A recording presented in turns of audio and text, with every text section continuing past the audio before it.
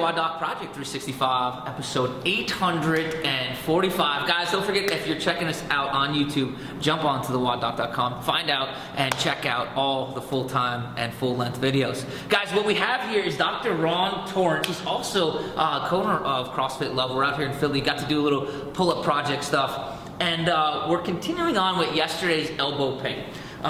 So I made this video up yesterday talking about how the eccentric load can supersede the integrity of the tendon, right? If we supersede the structural integrity, we can run into these overuse injuries. I got some questions about it, so I wanted to reiterate some things and also answer some questions on how we can kind of bulletproof ourselves to reduce the likelihood of getting this elbow pain. So Dr. Ron's going to throw this up here in a snatch type grip. Now, what I talked about yesterday, just because you're super tall here, what I talked about yesterday was eccentric load. And what I meant by that is that means that when the tissue is contracted, right, so my bicep, when the tissue is contracted and lowering down, right, I'm lengthening the tissue under contraction. That's eccentric load. Now, to give ourselves an example of people that generally hurt themselves during eccentric load, we can think about sprinters, right? Sprinters used to stop short as soon as they went over the finish line, and we found out very quickly that this was bad. People were getting hamstring tears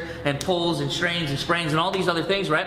So what they did is if you watch the Olympics or anything now, you'll see these guys, they'll run like 400 meters, 200 meters across the finish line. They'll slow themselves down very slowly. That's to decrease the amount of eccentric load, because eccentric load puts such a high tensile strength.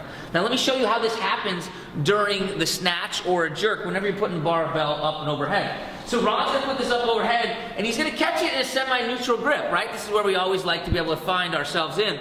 But sooner or later, if we get to a load or an intensity level, the wrists start to fall like this, right? So he has contraction of the wrist, right? Of the forearm muscles, but, go back.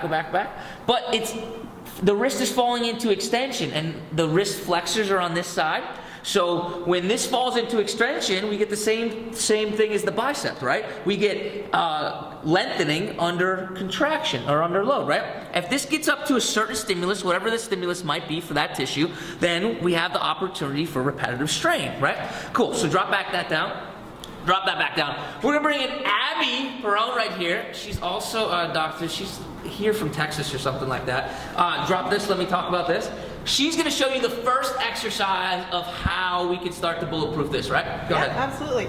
So to withstand eccentric load, we have to train in a contraction that's more regressed than an eccentric contraction. So what we're gonna do, it's super.